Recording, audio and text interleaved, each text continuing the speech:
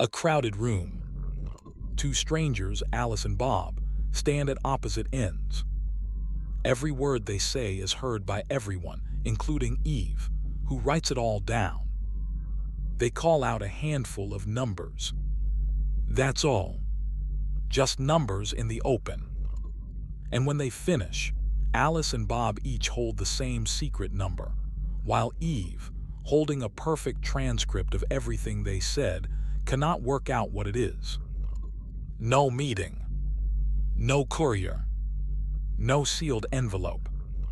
A shared secret conjured in public. For 2,000 years of cryptography, this was assumed impossible.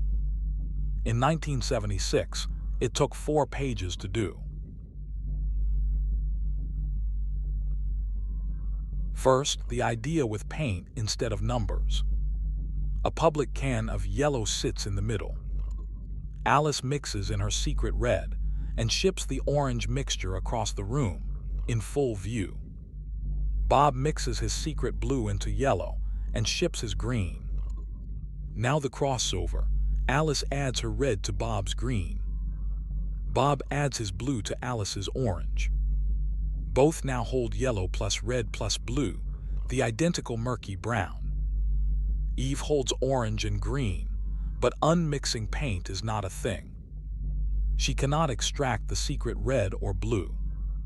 The trick needs one ingredient from mathematics, a way of mixing that cannot be unmixed.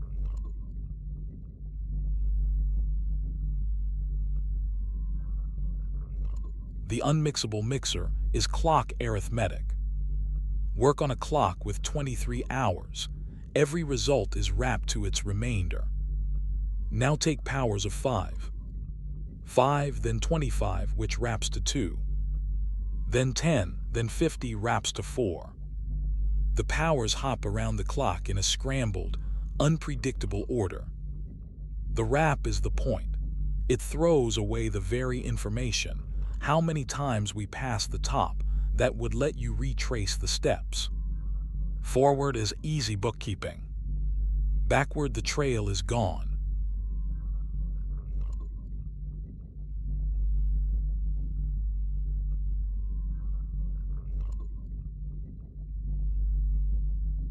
Make that asymmetry precise.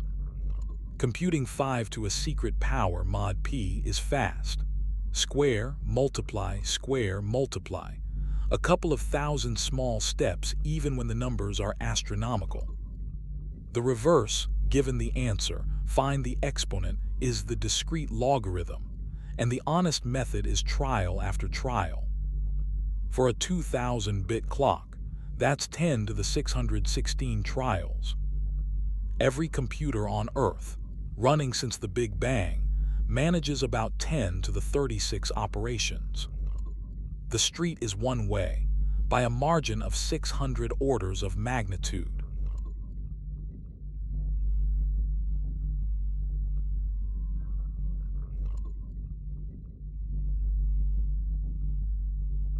Now run the real protocol, small enough to check. Public for everyone, clock 23 base 5. Alice's secret, 6. She computes 5 to the 6th, mod 23, 8. She shouts 8, Bob's secret, 15. 5 to the 15th, mod 23, 19. He shouts 19, crossover. Alice takes Bob's 19 and raises it to her 6, 2. Bob takes Alice's 8, raises it to his 15, 2. The same number because both paths equal 5 to the 90, mod 23. 2 secrets mixed through a one-way street, meeting in the middle.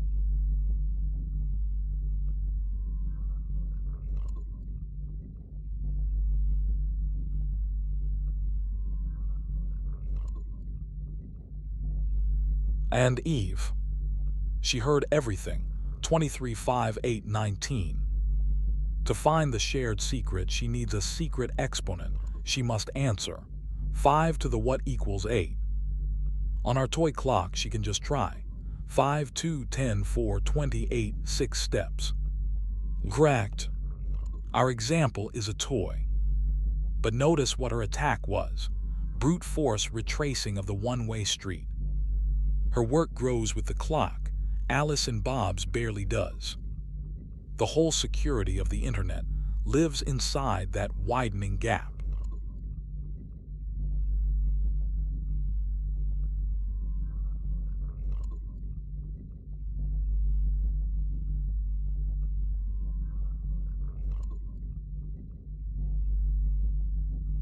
So we scale the clock beyond reach. Real systems use primes of 2,000 bits and more 600 digits. We measured the honest party's cost, a full exponentiation, 21 milliseconds on an ordinary machine. A blink, Eve's brute force, 10 to the 616 steps. Give her every computer on the planet and the age of the universe. She covers 10 to the 36, a rounding error of a rounding error. Same arithmetic, opposite fates. That asymmetry is not a wall that might fall. It is a canyon that widens every time we add a bit.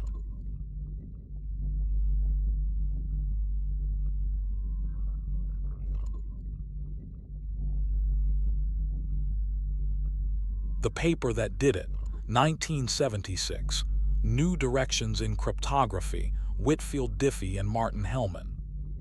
The opening line announced the revolution. We stand today on the brink of a revolution in cryptography. For all prior history, one key locked and unlocked, so the key itself had to travel and could be stolen. Diffie and Hellman split the atom, a public half anyone may see, a private half that never moves. Ralph Merkel's puzzle schemes had cracked the door. Diffie-Hellman kicked it open, and modern cryptography walked through.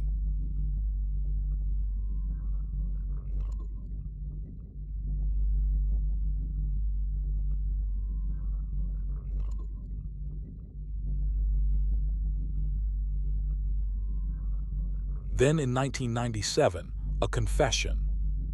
Britain's Signals Agency, GCHQ, revealed that its own people had found it all first and were ordered to keep silent. James Ellis, 1969, The Concept of Non-Secret Encryption. Clifford Cox, 1973, fresh out of Cambridge, invents the RSA scheme in an afternoon, 4 years before RSA. Malcolm Williamson, 1974, derives Diffie-Hellman key exchange, 2 years before Diffie and Hellman. All of it classified, unused, unpublished. Ellis died 1 month before the reveal. In mathematics, being right is not enough. You must also be allowed to say it. The idea's famous sibling, RSA. Instead of the discrete logarithm, its one-way street is multiplication. Multiplying 2 primes is instant. Factoring the product back apart is the wall.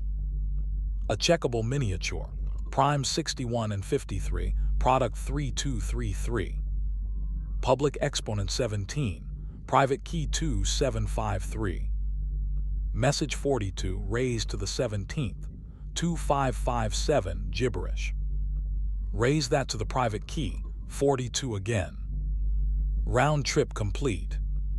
Run it backwards and it becomes a signature, proof that only the keyholder could have written the message.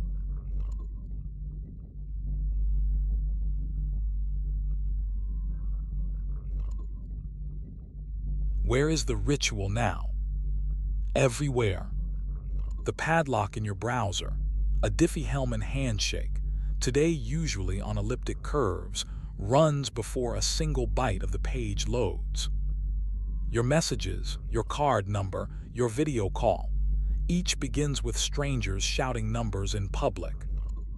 Modern setups add forward secrecy, fresh secrets for every session, so yesterday's traffic stays sealed even if a key leaks tomorrow. On the horizon, quantum algorithms threaten this street, so new one-way streets are being paved right now. The idea survives the upgrade, secrets made in the open.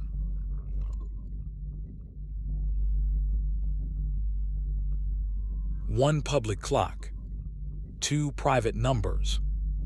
Mix through a one-way street, swap the mixtures, mix again, and 2 strangers hold one secret the whole world watched them make. Milliseconds for the makers, 10 to the 616 for the thief. Invented twice, once in secret, once in daylight, and running at this moment behind every padlock on Earth. Cryptography's oldest rule is gone. You no longer need to whisper to share a secret.